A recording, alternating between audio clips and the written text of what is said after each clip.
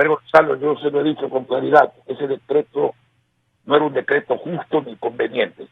Está bien que se haya derogado, nunca debió haber nacido, y ojalá en su reemplazo, que veo que lo han pactado entre la Iglesia indígena, ciertas centrales de trabajadores y el gobierno, ojalá no se repita ni se permita el error. En segundo lugar, el reclamo, el descontento, la protesta ordenada que contagió en la calle o en la mente a la mayoría del país es lógica, es normal. ¿Qué es lo normal? ¿Qué es lo condenable? Los actos delictivos. ¿Y qué es lo que hay que hacer? Mire, no hay que filosofar. Debe ser esta la primera vez que se puede apreciar in situ, viéndolo, viviéndolo, por radio, por televisión, en vivo y directo, cómo se delinquió y quién delinquió.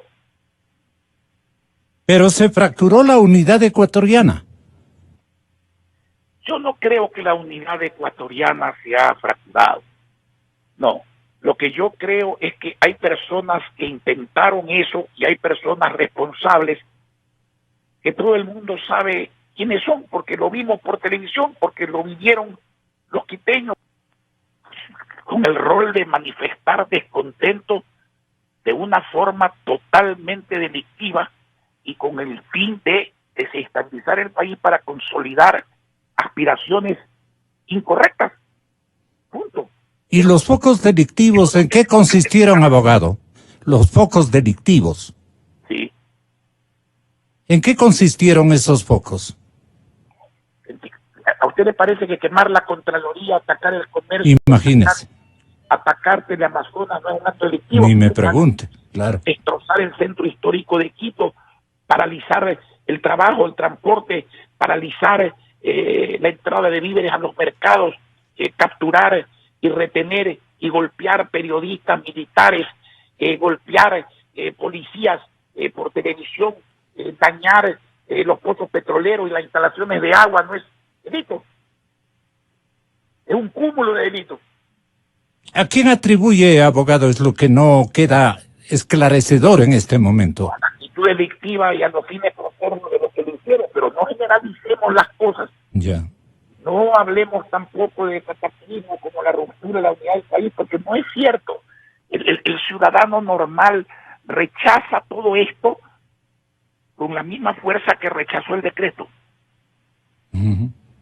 De esta forma o bajo esta metodología busca retornar al poder político, no sé, vía qué circunferencias que estratégicamente ha diseñado el expresidente Rafael Correa. Me da la impresión, y esta es una impresión mía, que lo que busca es no ser sancionado ni enjuiciado y diferir las cosas. Claro. Y eso está próximo, pues, ¿no? Respecto a la justicia no suelo hablar porque yo soy de los que creo en la independencia real de los poderes del Estado. El país requiere justicia. ¿Quién implementa la justicia? ¿Quién acusa y sanciona? Los fiscales y los jueces. Y debemos exigirles que lo hagan con prontitud y que lo hagan apegados a la ley y a la verdad, sin perseguir y sin solapar la impunidad.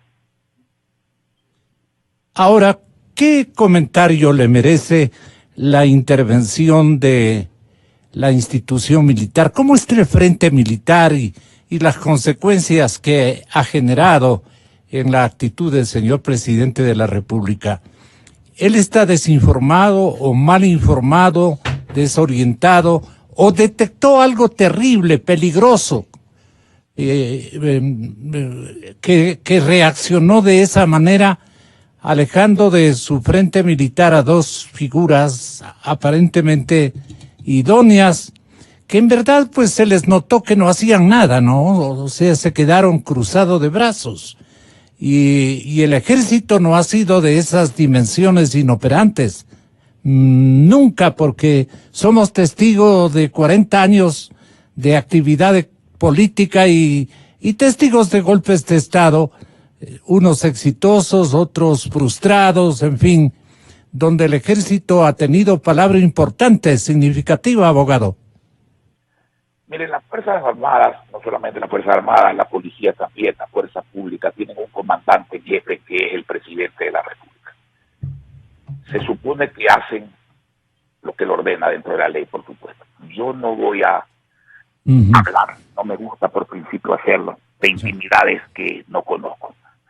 En cuanto al presidente, yo creo que definitivamente quienes le vendieron la idea de ese decreto le hicieron un gran daño.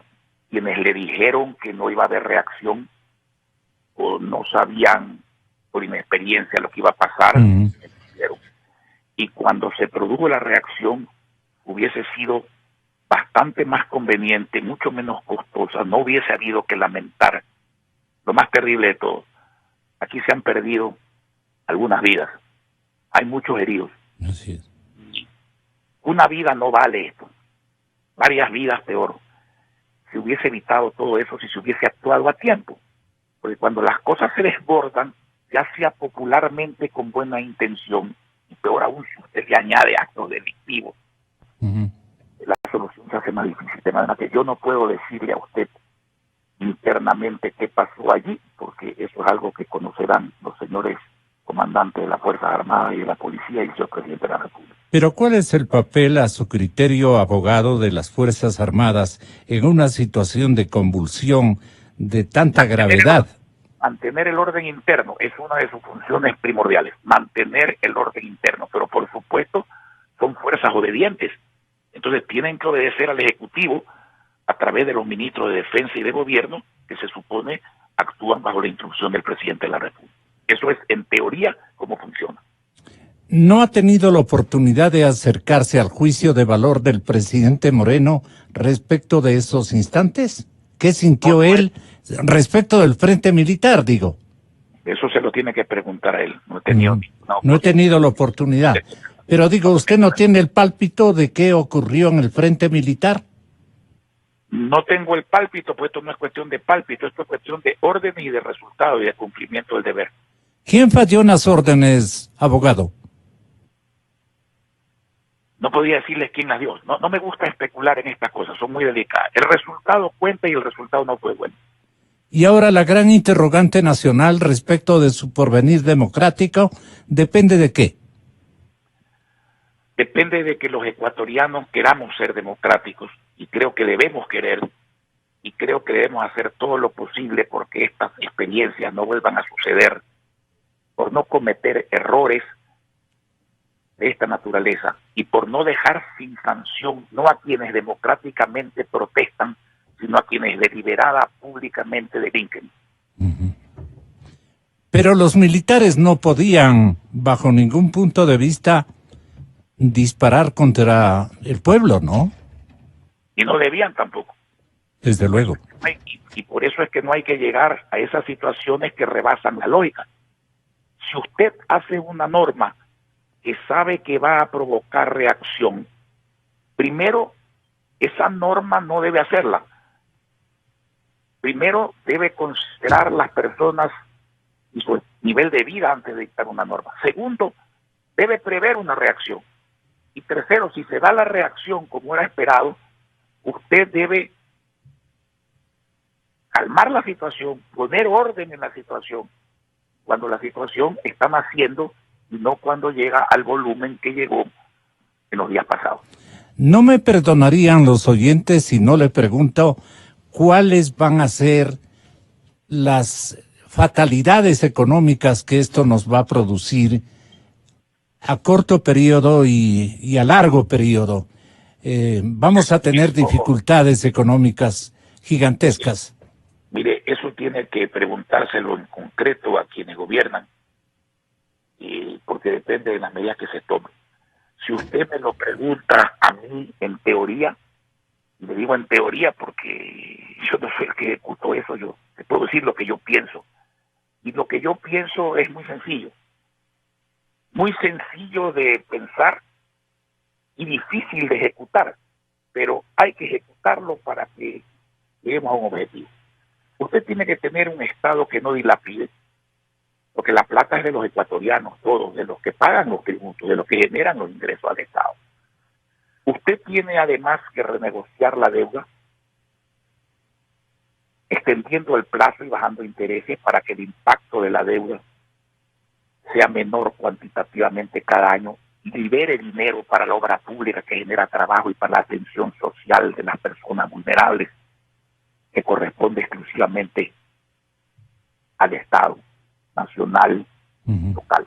Aparte de que hay formas de obtener dinero en buenas condiciones fuera del Fondo Monetario Internacional, a quien, repito, no critico por dar dinero, sino por las consecuencias de la forma en que lo hace y de lo que pide a cambio. Usted tiene jamás que vender, y que no se me vuelva a malinterpretar, porque yo hablo bastante claro. Lo que pasa es que hay gente que, como no puede combatir con éxito mis ideas, pretende desfigurar lo que digo. Jamás vendiendo, pero sí contratando la administración eficaz y honesta de varias empresas del Estado, entre ellas Petroecuador, las eléctricas, las telefónicas. De esa manera, los empleados serán contratados por las empresas privadas. El Estado no se llenará de empleados necesariamente. El Estado no invertirá, no gastará, invertirá la empresa privada nacional o internacional. La calidad de los servicios le mejora al pueblo, la cantidad también. El costo de los servicios es distinto. Usted tiene que mirar al agro, al turismo. ¿Y qué distorsiones dejó ensamblando el correísmo? Perdóneme. ¿Qué distorsiones dejó ensamblando el correísmo, digo, en su periodo de gobierno?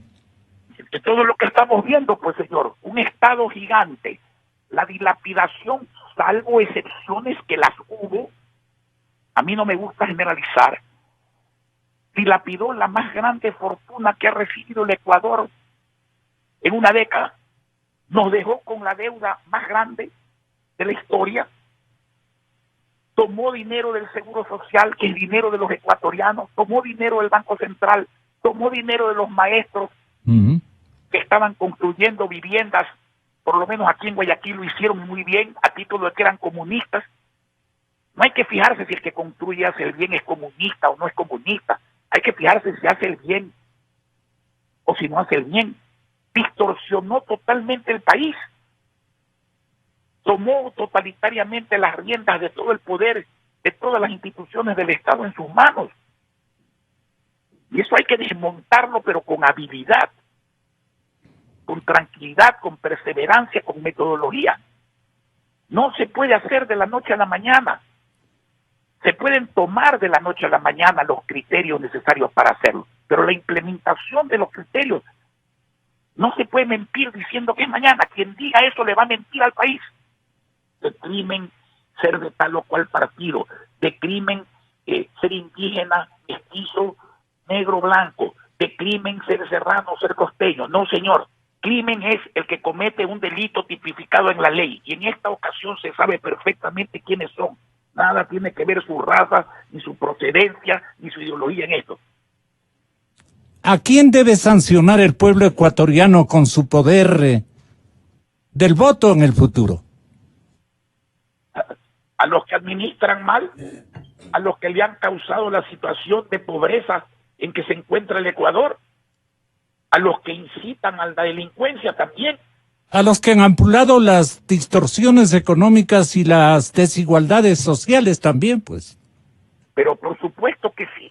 ¿Ahí qué remedios usted plantea, abogado Nebot? Esa es una forma de describir la pobreza, y el pueblo ecuatoriano lo que tiene es el derecho pleno y la posibilidad cierta de buscar la prosperidad. ¿Acaso que no hay pueblos prósperos en el mundo? ¿Acaso que no hay comunidades prósperas en el Ecuador? Esto no es magia, esto no es milagro, esto es la aplicación del sentido común y la justicia social con eficacia y con solidaridad.